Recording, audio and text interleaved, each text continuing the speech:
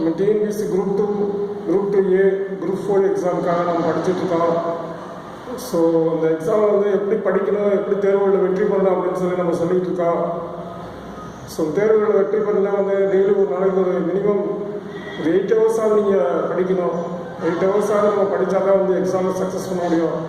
மற்றவங்க சொல்கிறாங்க ஏதோ படிக்கலாம், படித்தா பாஸ் பண்ணிடலாம் அப்படின்னு. ஆனால் அது வந்து சக்ஸஸ் பண்ணவங்களோட வரலாறு அவங்கள்ட்ட கேட்டோம் அப்படின்னா தான் வந்து சொல்லுவாங்க. 2 வருஷமோ 3 வருஷமோ ஒரு நாளைக்கு கொஞ்சம் 6 மணி நேரம் 15 மணி நேரம் படித்தவங்க சக்ஸஸ் பண்ண முடியும், சக்ஸஸ் பண்ணியிருக்கோம் அப்படின்னு சொல்லுவாங்க. நான் 1 வருஷத்தில் படித்தேன் பாஸ் ஆகிட்டேன், 6 மாதத்தில் படித்தேன் பாஸ் ஆகிட்டேன் அப்படின்னு சொன்னால் அவங்க பேருக்காக அவங்க சொல்லலாம் நான் படித்தேன் பாஸ் ஆகிட்டேன் அப்படின்னு சொல்லிட்டு. ஆனால் போலீஸ் எக்ஸாம், ஆர்மி எக்ஸாம்னா அந்த மாதிரி ஈஸியாக ஒரே இதில் பாஸ் பண்ணிடலாம். டிஎன்பிஎஸ்சி எக்ஸாம் பாஸ் பண்ணணும் அப்படின்னா கண்டிப்பாக வந்து 1 இயராவது குரூப் 4 பாஸ் பண்ணணும் அப்படின்னா 1 இயராவது கண்டிப்பாக சிஸ்டமேட்டிக்காக தெளிவாக படிக்கணும். குரூப் 4க்கு வந்து 6 மாதம் நம்ம வந்து படிக்கலாம். ஆனால் இருந்தாலும் நம்ம ரிவைஸ் பண்ணணும். எல்லாம் படித்தப்பறம் நம்ம ஞாபகப்படுத்தணும். ஞாபகப்படுத்திட்டு நம்ம வந்து கரெக்டாக வந்து எல்லாமே தெளிவாகணும் அப்படின்னா வந்து 1 இயராவது ஆகும். ஏன்னா 6வது 7வது 8வது 9வது 10வது 5 வருஷம் படிக்கிறது வந்து நம்ம வந்து ஒரே வருஷத்தில் வந்து படிக்கணும் அப்படின்றது வந்து கொஞ்சம் கஷ்டம்தான். ஆனால் இருந்தாலும் வந்து நம்ம வந்து ஷார்ட்டாக வந்து நம்ம படித்தோம் அப்படின்னா வந்து உலகு நம்ம வந்து பாஸ் ஆகிறதுக்கு வாய்ப்பு இருக்காங்க. இருந்தாலும் வந்து நம்ம வந்து ஒரு 1 இயர் தெளிவாக படித்தாதான் பாஸ் பண்ண முடியும். குரூப் 2 அப்படின்னா ஒரு 1 வருஷம் 2 வருஷம் படித்தாதான். ஏன்னா ஒரு குரூப் 2 எக்ஸாம் சக்ஸஸ் பண்ணுறவங்கள்ட்ட கேட்டால் அப்படின்னா அதான் சொல்லுவாங்க, ஒரு 2 வருஷம் படித்தா 3 வருஷம் படித்தேன் அப்படின்னு சொல்லி. அது மாதிரி வந்து நம்ம வந்து குரூப் 2 எக்ஸாம் படிக்கணும், பாஸ் ஆகணும் அப்படின்னா கரெக்டாக ஒரு 1 இயர் ஃபுல்லாக நீங்கள் வந்து தெளிவாக படிக்கணும். அடுத்து 1 இயராக நீங்கள் ரிவைஸ் பண்ணணும். ரிவைஸ் பண்ணால் தான் நம்ம வந்து 2 இயர்ஸாக வந்து குரூப் 2 எக்ஸாம் சக்ஸஸ் பண்ணுறதுக்கு. மற்றவங்க சொல்லுவாங்க நான் வந்து குரூப் 2 எழுதுனே பாஸ் ஆகிட்டேன் அப்படின்னு. ஏன்னா வந்து குரூப் 2 எக்ஸாம் வந்து நம்ம வந்து ஃபுல்லாக தெளிவாக படிக்கணும் அப்படின்னா 1 இயர் ஃபுல்லாக புக்கில் இருக்க பூரா நோட்ஸ் ப்ரிப்பேர் பண்ணி நோட்ஸ் எழுதி வச்சு ஒவ்வொரு சப்ஜெக்ட் வைஸாக நம்ம நோட்டு தயார் பண்ணணும். ஃபஸ்ட்டு ஒரு நோட்டு வந்து ரெடி பண்ணி அந்த நோட்டில் வந்து ஒவ்வொரு டாப்பிக்காக ஃபிசிக்ஸ் 6வது 10 வரைக்கும் ஃபிசிக்ஸ், 6வது 10 வரைக்கும் கெமிஸ்ட்ரி, 6வது 10 வரைக்கும் பாட்டனி, 6வது 10 வரைக்கும் சுவாலஜி, அதே மாதிரி history, geography, civics, polity, economics, அதே மாதிரி வந்து நம்ம வந்து கரண்ட் அஃபேர்ஸ் ப்ளஸ் மேக்ஸ். இதோட வந்து நம்ம வந்து தமிழில் வந்து நம்ம தெளிவாக வந்து ஒரு 2 நோட்டாவது நம்ம தமிழில் முடித்து வைக்கணும். 2 நோட்டாவது நம்ம முடிச்சு வச்சாதான் தமிழில் வந்து எல்லாமே தெளிவாக நம்ம வந்து படிக்க முடியும். ஸோ சும்மா பேருக்கு வந்து புக்கில் இருக்க பார்த்து அப்படியே படித்தோம், நோட்ஸ் எடுக்காமல் படித்தோம் அப்படின்னா வந்து ஒரு வாரம் ஒரு 3 நாள் 4 நாளே மறந்துடும் படித்தது. ஒரு வாரம் கழிச்சு கேட்டால் அது என்னன்னே தெரியாது, அப்போ மறந்து போயிடும். ஸோ இந்த மாதிரி வந்து நம்ம வந்து எக்ஸாமுக்கு வந்து படிக்கிறது வந்து கரெக்டாக படிக்கணும். கரெக்டாக படித்தா தான் பாஸ் பண்ண முடியும். தேர்ச்சி பண்ணணும் அப்படின்னா வந்து ஒரு நாளைக்கு ஒரு 8 மணி நேரம் 10 மணி நேரம் 12 மணி நேரம் நம்ம உண்மையாக படிக்கணும். உண்மையாக படித்தா தான் தேர்வில் வச்சுக்க முடியும். என்ன படிக்கணும் நமக்கு வந்து புரிஞ்சு படிக்கணும், தெளிவாக படிக்கணும். புரியாமல் நம்ம வந்து அது என்ன படிக்கணுன்னே தெரியாமல் அப்படியே படிச்சுட்டு புக்குக்கு பின்னாடி இருக்க ஆன்சர் மட்டும் படிச்சுட்டு போனோம் அப்படின்னாலாம் பாஸ் ஆகிறதுக்கு வாய்ப்பே இருக்காது. நம்ம படிக்கிற படிப்பில் இருந்து பின்னாடி எந்த கேள்வி கேட்டாலும் நமக்கு ஆன்சர் பண்ணுற மாதிரி நம்ம வந்து படிச்சுக்கணும். எந்த இதை படிக்கிறோம், என்ன கான்செப்ட் படிக்கிறோம், எதை பற்றி படிக்கிறோம், அது என்ன நம்ம தெரிஞ்சுக்கிறோம், அது சமுதாயத்துக்கு வந்து அது எந்த அளவுக்கு நமக்கு பயனுள்ளதாக இருக்குது, அந்த செய்தி வந்து சமுதாயத்துக்கோ இல்லை தனி மனித வாழ்க்கைக்கோ இல்லை வந்து எல்லாத்துக்கும் நம்ம எந்த அளவுக்கு அது வந்து ஒரு பயனுள்ளதாக இருக்கும் அப்படின்னு நினச்சி நம்ம எந்த ஒரு செய்தியை நம்ம தெரிஞ்சுக்கிறோம் அப்படின்றத வந்து தெளிவாக புரிஞ்சு படித்தா தான் நம்ம வந்து என்றைக்கே மறக்காது. ஒரு இடம் படித்தாலும் ஷார்ப்பாக வந்து ஸ்ட்ராங்காக வந்து மைண்டில் ஸ்டோர் ஆகிடும். இல்லை அப்படின்னா வந்து நம்ம திருப்பி படிச்சுட்டே இருக்க வேண்டியதான். அந்த ஒரு பாயிண்ட் ஆஃப் வியூ தான் நம்ம வந்து ஒவ்வொரு நாளும் வந்து முக்கியமான கொஸ்டின் சொல்கிறோம். ஏன்னா கொஸ்டின் சொல்கிறதுக்கு முன்னாடி எல்லாமே தெளிவாக சொல்லியாச்சு. சிவிக்ஸ், பாலிட்டி, இந்தியன் ஆட்சியல், இந்திய அரசியலமைப்பு சட்டம், இந்தியாவின் ஆட்சி முறை, தமிழகத்தின் ஆட்சி முறை, மாநில ஆட்சி முறை, மத்திய ஆட்சி முறை மற்றும் மாநில ஆட்சி முறை, அதில் இருக்கக்கூடிய எல்லா ஃபஸ்ட்டு லெஜிஸ்லேட்டிவ், அட்மினிஸ்ட்ரேட்டிவ், ஜுடிஷியரி அது வந்து ஓரளவுக்கு சொல்லியாச்சு. நீ அடுத்து புத்தகத்தை வச்சு வாசித்து சொல்லும்போது இன்னும் தெளிவாக நம்ம சொல்லுவோம். ஏன்னா புத்தகத்தை வாசிக்காமல் புத்தகத்தை பார்க்காம நம்ம வந்து ஃபஸ்ட்டு வந்து சொன்னோம். ஜென்ரலாக வந்து அந்த டாப்பிக்கில் இருந்து டிஎன்பிஎஸ்சியில் கொடுத்துருக்க சிலபஸை வச்சு என்னென்ன கேள்விகள் கேட்பாங்க, என்னென்ன கேள்விகள் கேட்டிருக்காங்க அப்படின்றத வச்சு நம்ம சொன்னோம். அடுத்த ஸ்டேஜ் வந்து அதுக்கென்று துவக்கப்பட்ட வினாக்களை வந்து பார்த்து வாசிக்கிறோம். அந்த பார்த்து வாசிக்கக்கூடிய வினாக்கள் கூட ஏற்கனவே வந்து கேட்டதும் ப்ளஸ் வந்து கேட்கக்கூடிய ஒரு முக்கியமான கேள்வியை வந்து நம்ம வந்து தொகுத்து வாசிக்கிட்டு இருக்கோம். அது முறையில் வந்து 3வது நிலையில் வந்து நம்ம புக்கில் இருக்கிற கையில் வச்சுட்டு நோட்ஸ் வச்சுட்டு அதை வந்து அப்படியே தெளிவாக சொல்லுவோம். எல்லாமே நீங்கள் ஆல்ரெடிலாம் வந்து படித்து தெரிஞ்ச பின்னாடி அப்புறம் புக்குக்குள்ளே இருந்து வரும்போது புக்கை வச்சு நம்ம உங்களுக்கு கான்செப்ட் சொல்லும்போது உங்களுக்கு இன்னும் நல்லா தெளிவாக கொஞ்சம். ஏன்னா நீங்கள் ஆல்ரெடி உங்களுக்கு எல்லாமே ஒரு 70 to 80% நீங்கள் படிச்சிருவீங்க. மீதி கடைசி அந்த 20% தான் புக்கில் இருக்கிற பார்த்து புக்கில் என்னென்ன இருக்குது. இப்போ வந்து நம்ம வந்து 22 பகுதிகள் 25 பகுதிகளாக இருக்குது. அந்த 22 பகுதிகள் ஒவ்வொரு பகுதியும் என்னது முதல் பகுதியில் என்ன இருக்குது, 2வது அரசியலமைப்பு சட்டத்தில் அது ப்ளஸ் அட்டவணை 12 அட்டவணை, அதே மாதிரி வந்து ஆர்டிகல்ஸ் விதிகள் வந்து முக்கியமான விதிகள் ஃபஸ்ட்லேருந்து 395 அப்புறம் வந்து 470 எல்லா முக்கியமான விதிகள். நான் எல்லா விதிகளும் நம்ம வந்து படித்து நம்ம ஞாபகம் வச்சுக்க முடியாது. அதில் வந்து நமக்கு வந்து ஸ்பெசிஃபிக்காக நமக்கு தேவையானது இப்பப்போ பயன்படுற மாதிரி எந்த ஒரு விதி மூலம் என்னென்ன பண்ண முடியும் அப்படின்ற விதிகள், அதான் அரசியலமைப்பு சட்டம். அப்புறம் மத்திய அரசில் வந்து பாராளுமன்றம் லோக்சபா பற்றி ஃபுல்லாக லோக்சபா ராஜ்யசபா அதை பற்றி ஃபுல்லாக. அப்புறம் வந்து நம்ம வந்து அதுக்கு முன்னாடியே வந்து குடியரசுத் தலைவர் துணை குடியரசுத் தலைவர் எல்லாமே அவங்களுக்கு இம்பார்ட்டன்ஸ் என்ன அப்படின்றத வந்து புக்கை வச்சு நம்ம வந்து சொல்லும்போது இன்னும் தெளிவாக அவங்களுக்கு வந்து எல்லாமே கரெக்டாக சொல்லிடலாம். ஏன்னா ஃபஸ்ட்டு சொல்கிறது வந்து புக்கு இல்லாமல் மைண்டில் இருக்க மட்டும்தான் வந்து எப்படி படிக்கணும்னு ஒரு ஐடியா சொன்னால். செகண்ட் வந்து கேட்ட கேள்விகளை வந்து கேள்விகளும் ப்ளஸ் முக்கியமான கேள்வி தொகுத்து சொல்கிறோம். அதுவும் போக புக்கை வச்சு சொல்லும்போது இன்னும் மேலும் நமக்கு வந்து தேவையான செய்திகள் கூட நமக்கு தெரிய ஆரம்பிச்சிடும். அப்படின்ற போது உங்களுக்கு வந்து எந்த ஒரு சப்ஜெக்ட் வந்து தெளிவாக புரிஞ்சிடும். ஸோ அந்த மாதிரி அடுத்த ஸ்டேஜ் நம்ம வந்து எனக்கு வந்து அடுத்து நெருக்கி ஓரளவுக்கு எல்லா சப்ஜெக்டும் புக்கில் இருக்க நம்ம முக்கியமான கொஸ்டின்ஸை தொகுத்து வாசிச்சாச்சு. ஏன்னா சயின்ஸ் முடியும் போது சயின்ஸ் முடிச்சாச்சு, ஹிஸ்ட்ரியும் முடிச்சாச்சு. இன்னைக்கு பாலிட்டி, அடுத்து ஜாகிரபி, அடுத்து எக்கனாமிக்ஸ், இந்த 2 டாபிக் தான் இருக்குது. இந்த 2 டாபிக் வந்து புக்கில் இருக்கிறத வந்து வாசித்தோம் அப்படின்னா அப்புறம் தமிழ் இருக்குது. தமிழை தனியாக நான் சொல்லிட்டு இருக்கேன். தமிழும் வந்து ஒரு சைடு போயிட்டே இருக்குது. தமிழ்லையும் வந்து புக்கில் வாசிச்சாச்சு அப்படின்னா அப்புறம் வந்து புத்தகத்தை பார்த்து தான் நம்ம நடத்த போகிறோம். புத்தகத்தை பார்த்து புத்தகத்தில் இருக்க கான்செப்டில் மெயினான கான்செப்ட் அப்படியே வாசிச்சுட்டு என்னென்ன இம்பார்ட்டன்ட் இருக்குது அப்படின்றத வந்து நம்ம நீங்களே ஃபைண்ட் அவுட் பண்ணிடுங்க புக்கை வாசிக்கும் போது. அதில் இருக்க தொகுத்தும் சொல்லலாம், நோட்ஸாகவும் சொல்லலாம். ப்ளஸ் வந்து வாசிக்கும் போது இன்னும் நிறைய விஷயங்கள் தெரியும். ஏன்னா புத்தகத்தை வாசிக்கணும். நோட்ஸாக தொகுத்து நம்ம சொல்கிறதுன்றது வந்து ஒரு சிம்பிளாக ஒரு அப்ஜெக்டிவ்க்கு தான் நமக்கு யூஸ் ஆகும். நான் அதே மெயின்ஸ் எக்ஸாம் எழுதும்போது புக்கை வந்து வடிவடியாக வாசித்தாதான் நமக்கு வந்து மெயின்ஸில் வந்து நம்ம எழுத முடியாது. நீங்கள் காலையில் கேட்கணும், அதே மாதிரி நீங்கள் வந்து அதை படிக்கணும். புக்கை வாசிக்கிறது தான் பெஸ்ட்டு. புக்கில் இருக்கக்கூடிய மெயின் பாயிண்ட்ஸ் வந்து அதை வந்து நம்ம வந்து தொகுத்து நம்ம வந்து நோட்ஸாக சொல்கிறதுன்றது வந்து அது ஒரு ஸ்டேஜு, அது ஒரு அப்ஜெக்டிவ்க்கு ரொம்ப இம்பார்ட்டன்ட். அதே மாதிரி மெயின்ஸுக்கு வந்து நமக்கு வந்து கண்டிப்பாக வந்து வரிவரியாக நம்ம வாசித்தா தான் நமக்கு வந்து கொஞ்சம் நமக்கு வந்து எல்லாமே அடுத்தடுத்த எக்ஸாமுக்கு யூஸ்ஃபுல்லாக இருக்கும். இந்த மாதிரி கவர்மெண்ட் எக்ஸாம் பாஸ் பண்ணுறதுக்கு குரூப் 4க்கு கண்டிப்பாக 1 இயராவது நீங்கள் 6 மாதமாக தெளிவாக படித்து 6 மாதம் ரிவைஸ் பண்ணியிருக்கணும். அதுக்காக என்ன கொடுத்துருக்க டியூரேஷன் டயத்தில் வந்து நீங்கள் படிக்கணும் அப்படின்றது தான் உங்களோட லக்கு ப்ளஸ் உங்களோட ஹார்ட் ஒர்க்கில் நீங்கள் வந்து பாஸ் ஆகலாம். ஆல்ரெடி பேசிக் நாலேஜ் நல்லா இருந்து நீங்கள் நல்லா உண்மையாக முயற்சி பண்ணால் பாஸ் ஆகலாம். ஆனால் வந்து பார்த்தா அப்படின்னா சக்ஸஸ்ஃபுல் கேண்டிடேட்டை பார்த்தா அப்படின்னா 2 வருஷம் 3 வருஷம் இந்த ஃபீல்டில் உட்காந்து படிக்கிறவங்க சக்ஸஸ் பண்ணுவாங்க. குரூப் 4 குரூப் 2 குரூப் 1 எக்ஸாம்லாம் நான் ஃபஸ்ட்டு இப்போ தான் போட்டிருக்கேன்.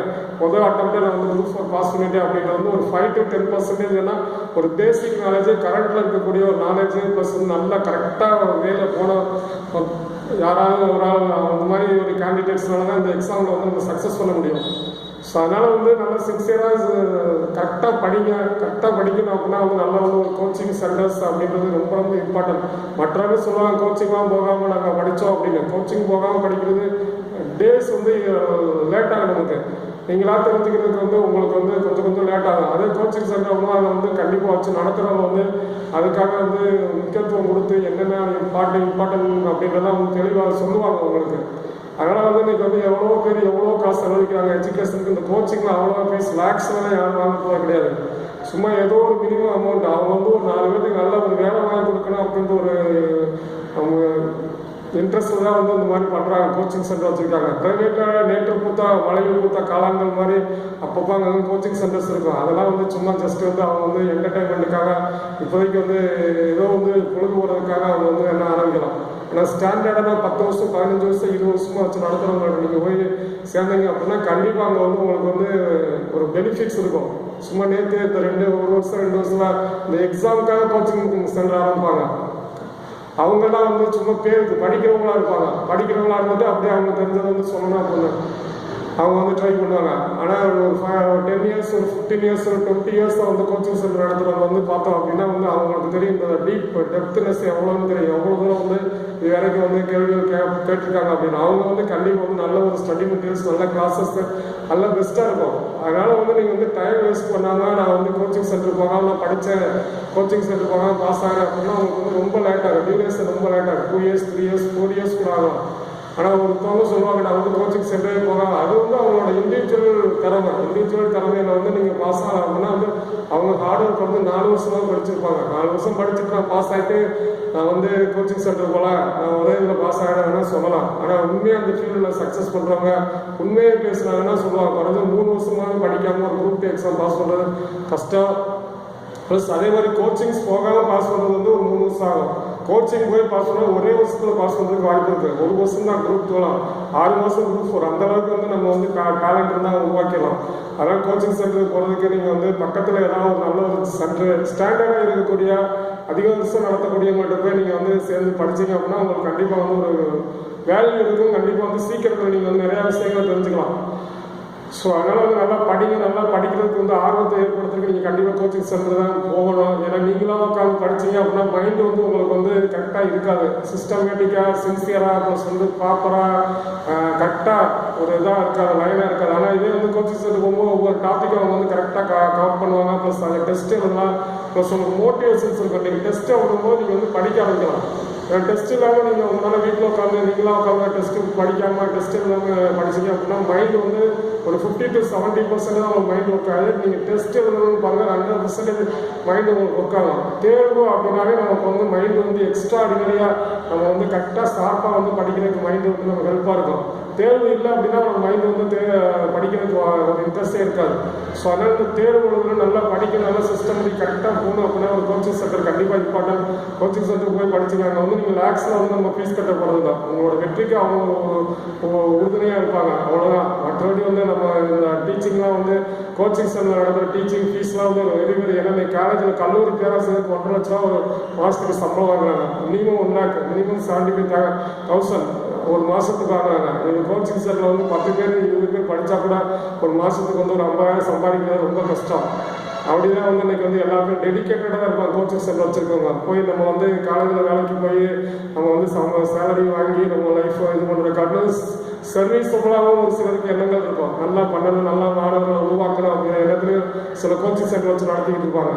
நம்ம வந்து பிரைவேட்டில் போய் நம்ம வேலை பார்க்குற காரணம் ஏன்னா அரசு வந்து அனைவருக்கும் வேலை கொடுக்க போகிறது கிடையாது. அரசு திறமைகள் இருக்கும், ப்ளஸ் திறமைகள் இருந்தாலும் வந்து ஒரு லக்கு அப்படின்ற ஒரு இதில் வந்து ஏதாவது ஒரு இதில் வந்து நமக்கு ஒரு சிலருக்கு வேலை கிடைக்காத காலகட்டத்தில் வந்து அவங்க என்ன பண்ணுவாங்க, இந்த மாதிரி வந்து ஒரு ப்ரைவேட்டில் போய் ஒர்க் பண்ண இன்ட்ரெஸ்ட் இல்லாதவங்க இந்த மாதிரி கோச்சிங் சென்டர் தான் வச்சு அவங்க ஒரு கிராமப்புறத்துலையும் ஒரு நல்ல ஒரு விழிப்புணர்வு சமுதாயத்தில் கல்வி விழிப்புணர்வு ஏற்படுத்துறதுக்காக இந்த மாதிரி கோச்சிங் சென்டர் வச்சுருப்பாங்க.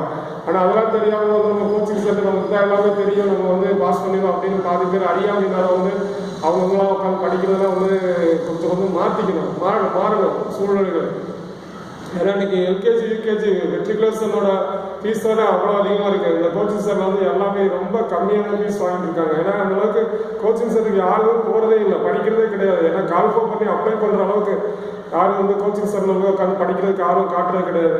அப்படியே கோச்சிங் சென்டர் போகாமல் அவங்களா படிக்கிறேன் நாங்களாம் படிக்கிறோம் அப்படின்னு சொல்லி உட்காந்து எக்ஸாம் வரைக்கும் படிக்க மாட்டாங்க. கடைசி எக்ஸாம் 1 வாரம் 10 நாள் இருக்கும்போது ஏதாவது ஒரு புத்தகத்தை பார்த்து அவசரம் போய் பார்த்து அதை மட்டும் படித்து நம்ம எழுதணும் அப்படின்னா நமக்கு வந்து அது வந்து பாஸ் ஆகிறதுக்கு ஆப்ஷனே இருக்காது. அந்த மாதிரி தான் இன்றைக்கி வந்து எல்லா பேரும் கிராமப்புறத்துலையும் ப்ளஸ் எல்லா பேரும் யார் கோச்சிங் சென்டருக்கு போய் யார் உண்மையாக 2 வருஷம் 3 வருஷம் டெடிக்கேட்டடாக படிக்கிறாங்க அவங்களாம் வெற்றி பெற்று அவங்களாம் வந்து அரசு பணியில் வந்து சேர்றாங்க. அந்த மாதிரி நீங்களும் அரசு பணியில் சேரணும்னா உண்மையாக படிக்கணும், உண்மையாக முயற்சி பண்ணணும். ஒரு நாளைக்கு 8 மணி நேரம் 10 மணி நேரம் 12 மணி நேரமாக படிக்கணும். அதை எப்படி படிக்கணும், என்ன படிக்கணும், எதெல்லாம் படிக்கணும் அப்படின்றத வந்து நீங்கள் வந்து ஒரு சென்டரில் போய் சேருங்க.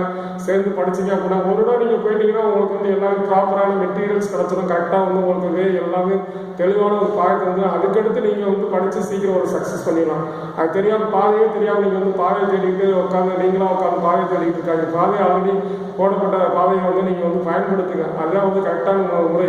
நீங்களாம் நான் பாதையை தேடி அவங்க உட்காந்து புக்கில் உட்காந்து எப்படி படிக்கணும், எதெல்லாம் படிக்கணும், எதெல்லாம் முக்கியமான கொஸ்டின் தெரியாமல் உட்காந்து புக்கை வாசி இருக்காங்க. ஆல்ரெடி புக்கில் இருக்க பூரா நல்லா தெளிவாக படித்து தெளிவாக வந்து கேட்கக்கூடிய கேள்விகளை வந்து நோட்ஸ்லாம் இது பண்ணி கோச்சிங் சென்டர்ஸ் வச்சு இப்போ நடத்திட்டு இருக்காங்க. அடுத்து அந்த வந்து நீங்கள் வந்து கண்டிப்பாக வந்து அங்கங்கே அதுக்கும் பக்கத்தில் இருக்குது. பக்கத்தில் இருக்க அப்படின்னா நல்ல ஒரு ஸ்டாண்டர்டாக 10 வருஷமா 20 வருஷமா 25 வருஷமா நடந்தவங்கள்ட்ட இது பேர் சேர்ந்தீங்கன்னா ஒரு பெனிஃபிட் இருக்கும். நேற்று 1 வருஷம் 2 வருஷத்துல வந்து சும்மா இந்த சீசனபிள் காலாண்டு சீசனபிள் கோச்சிங் சென்டர் வருவாங்க. அதில் போய் சேர்ந்தீங்க அப்படின்னா அதில் வந்து உங்களுக்கு வந்து அதிகமாக நீங்கள் எதிர்பார்க்க முடியாது. சும்மா ஜஸ்ட் சிம்பிளாக வந்து என்ன அவங்களுக்கு தெரிஞ்சதோ அக்கா அவங்களே நம்ம குறை சொல்லக்கூடாது, யாரையுமே குறை சொல்லி பேசுறது வாழ்க்கை கிடையாது. அவங்களும் வந்து கண்டிப்பாக சொல்லுவாங்க அவங்களுக்கும் தெரிஞ்சதை சொல்லுவாங்க. அவங்களுக்கு தெரிஞ்சதை சொல்லுவாங்கன்னா அவங்க ஆஸ் ஸ்டூடெண்ட்ஸாக இருப்பாங்க. ஸ்டூடெண்ட்ஸாக இருந்துட்டு அப்படியே ஏதோ தெரிஞ்சதை வந்து டீச் பண்ணணும் அப்படின்னு சொல்லிட்டு இருப்பாங்க. ஏன்னா அப்போ தான் அவங்க ஏன்னா வந்து ஸ்டாண்டர்டாக இருக்கவங்க வந்து கண்டிப்பாக 10 இயர்ஸ் 15 இயர்ஸ் 20 இயர்ஸ்னா இதே வந்து ஒரு மோட்டோவாக இதை வந்து ஒரு இதாக வந்து பண்ணிக்கிட்டு இருக்கவங்க தான் வந்து இந்த மாதிரி இந்த ஃபீல்டில் இருக்க முடியும். இல்லாட்டி அவங்க காண போயிடுவாங்க இந்த ஃபீல்டில் வந்து. ஏன்னா மாணவர்கள் யாருமே அதிகமாக கோச்சிங் சென்டர் வந்து போய் சேர்றது கிடையாது. எங்கேயாவது இலவசமாக கோச்சிங் கொடுக்குறாங்களோ அங்கே தான். ஏன்னா இலவசத்துக்காக தான் எல்லா பேரும் எதிர்பார்த்துருக்காங்க. இலவசம் அப்படின்றது தான் வந்து இன்னைக்கு இலவசமாக கோச்சிங்காக படிக்கிறது. அந்த இலவசத்தை எப்படி யாருமே வந்து அந்த காலம் தமிழர்கள் என்ன பண்ணாங்கன்னா இலவசமாக எது கொடுத்தா வாங்க மாட்டாங்க. எதுக்கு இலவசமாக ஒருத்தவங்க கொடுக்குறாங்க? இலவசம் நம்ம எதுக்கு தரணும்? நம்ம உழைத்து வரக்கூடிய வருமானத்தில் நம்ம எதையும் நம்ம ஒரு இடத்துல வந்து சாப்பிட்றோம்னா இலவச சாப்பாடு போட்டால் அது கோயில் அன்னதானமாக இருந்தால் பரவாயில்ல. நம்ம வந்து ஒரு ஜஸ்ட் வந்து கோயில் அப்படின்னு அத்தாங்க இடத்துல சாப்பாடு போடுறாங்க சாப்பிடுங்கன்னா வந்து எல்லாத்துக்குமே சாப்பிட முடியுமா?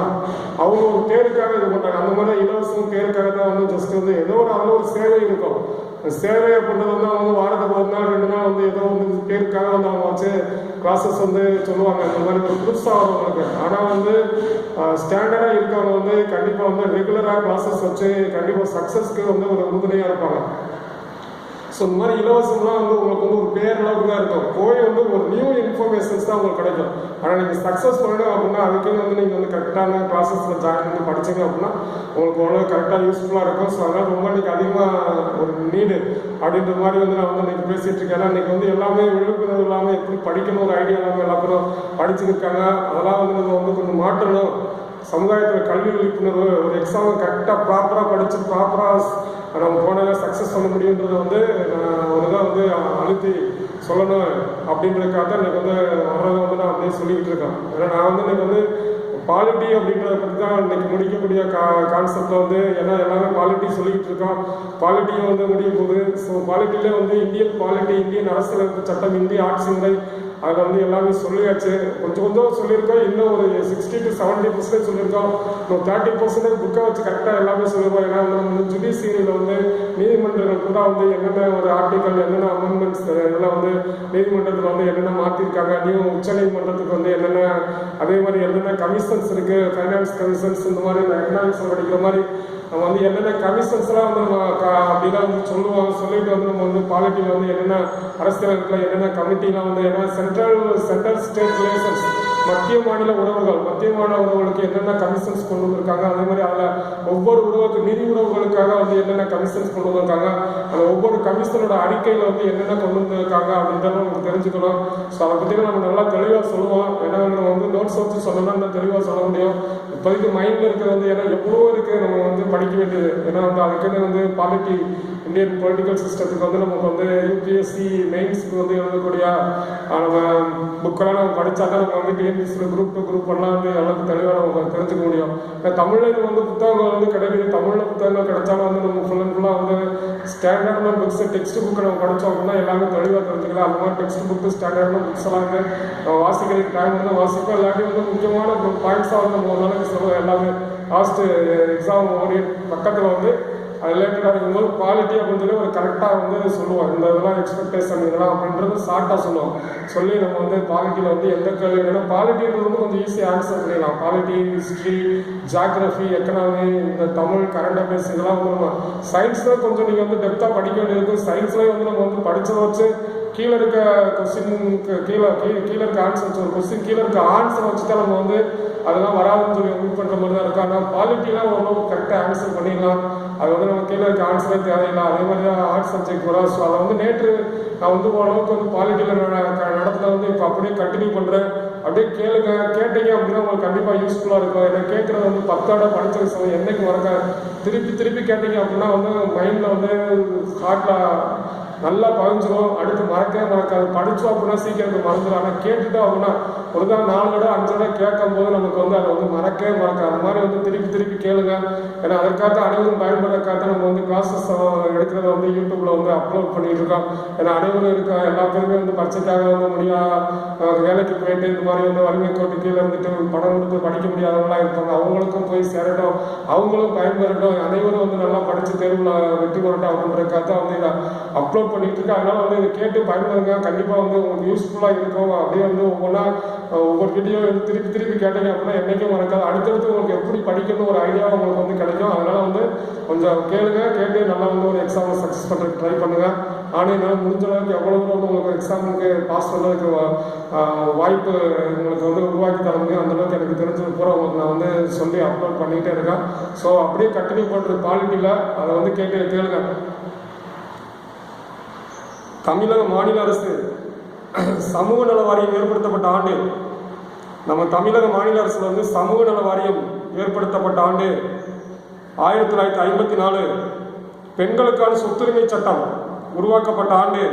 பெண்களுக்கு அவங்களுக்கு வாரிசுல பெண்களுக்கு சொத்து இருக்கு அப்படின்னு சொல்லிட்டு அந்த சட்டம் கொண்டு வரப்பட்ட ஆண்டு 1956. பெண்களுக்கு சொத்துரிமை சட்டம் கொண்டு வரப்பட்ட ஆண்டு 1956.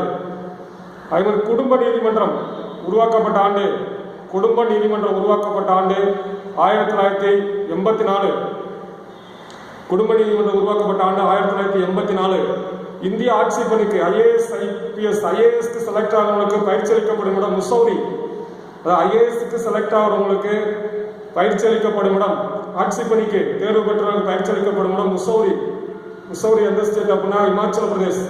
அதுமாதிரி காவல்துறைக்கு ஐபிஎஸ்க்கு பயிற்சி அளிக்கப்படும் இடம் அவுக்குன்று ராஜஸ்தான்ல ஐபிஎஸ் செலக்ட் ஆகிறவங்களுக்கு பயிற்சி அளிக்கப்படும் ராஜஸ்தான் அவுக்குன்றுல. அதே மாதிரி டாக்டர் முத்துலட்சுமி ரெட்டி நினைவு மகப்பேறு உதவி திட்டம் ஏற்படுத்தப்பட்ட ஆண்டு 1989. டாக்டர் முத்துலட்சுமி ரெட்டி நினைவு மகப்பேறு உதவி திட்டம் ஏற்படுத்தப்பட்ட ஆண்டு 1989. அதில் பெண்களுக்கான மூவலூர் ராமாமிர்தம் அம்மையார் திருமண உதவி திட்டம். பெண்களுக்கான மூவலூர் ராமாமிர்தம் அம்மையார் திருமண உதவி திட்டம் கொண்டு வரப்பட்ட ஆண்டு 1989. ஆதி திராவிடர் வீட்டு வளர்ச்சி கழகம் தாட்கோ அப்படின்னு சொல்லுவாங்க. ஆதி திராவிடர் வீட்டு வளர்ச்சி கழகம் ஏற்படுத்தப்பட்ட ஆண்டு 1974. அதில் முதியோர் ஓய்வூதிய திட்டம், முதியோர்களுக்கு ஓய்வூதிய திட்டம் கொண்டு வரப்பட்ட ஆண்டு 1962. உடல் ஊனமுற்றோருக்கு ஓய்வூதிய திட்டம் 1986.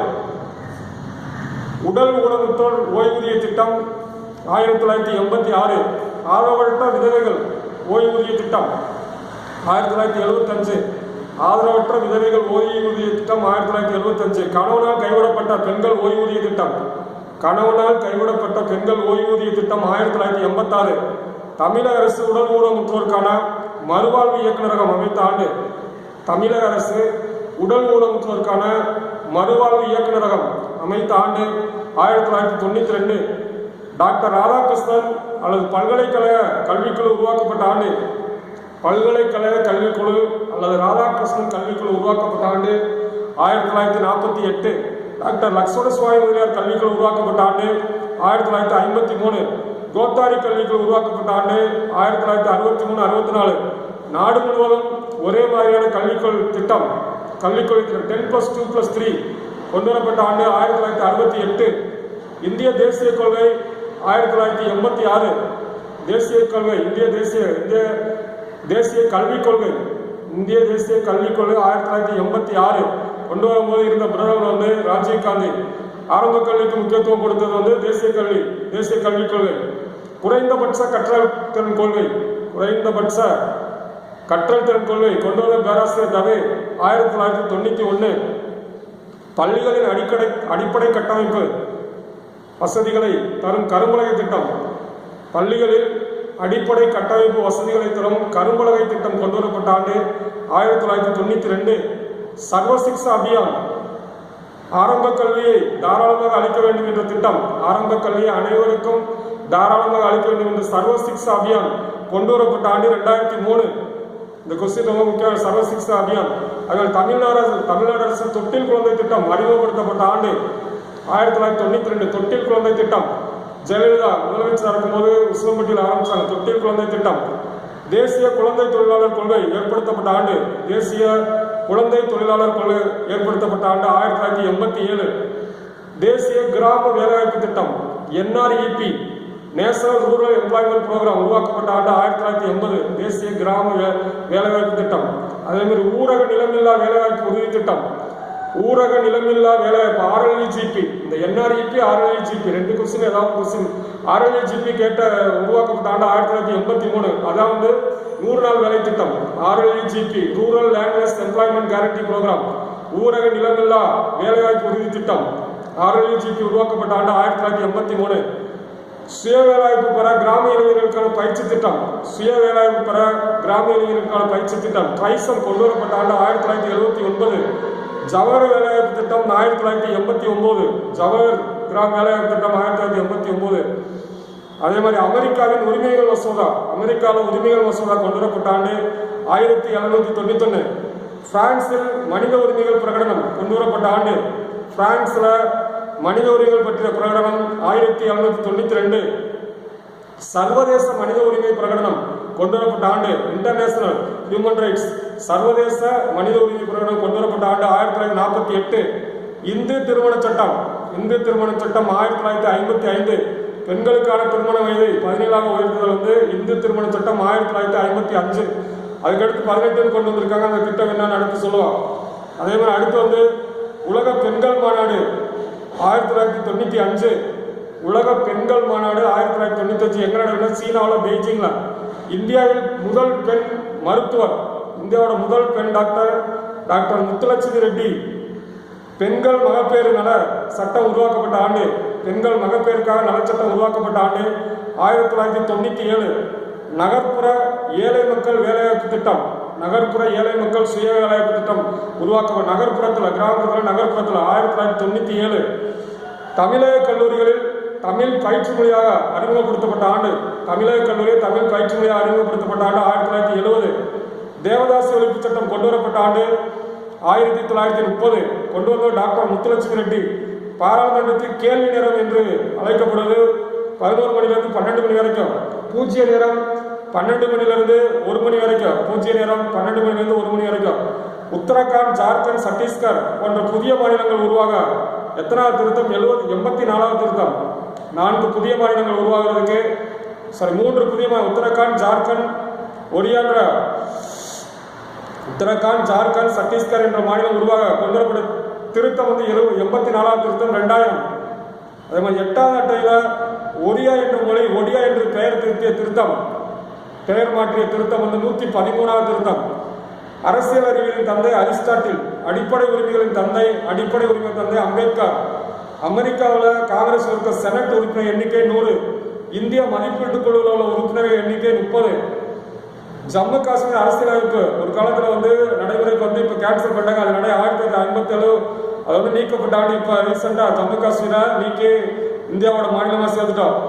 குடியரசுத் தலைவர் மாத சம்பளம் இதெல்லாம் நம்ம அடுத்தடுத்து புதுசாக கரண்ட் அஃபேர்ஸ் நம்ம அடுத்தடுத்து சொல்லுவோம். ஸோ இப்போ இந்தியன் பாலிட்டியில் ஓரளவு முக்கியமான கேள்விகள் சொல்லியிருக்கேன். இன்னும் அடுத்தடுத்து நம்ம கேள்விகள் சொல்லுவோம். ஸோ அதனால் நல்லா படிங்க, வீடியோ பாருங்க, கேளுங்க. கண்டிப்பாக கேட்டீங்கன்னா உங்களுக்கு யூஸ்ஃபுல்லாக இருக்கும். மீண்டும் அடுத்த வீடியோவில் சந்திக்கிறேன். நன்றி, வணக்கம். See you.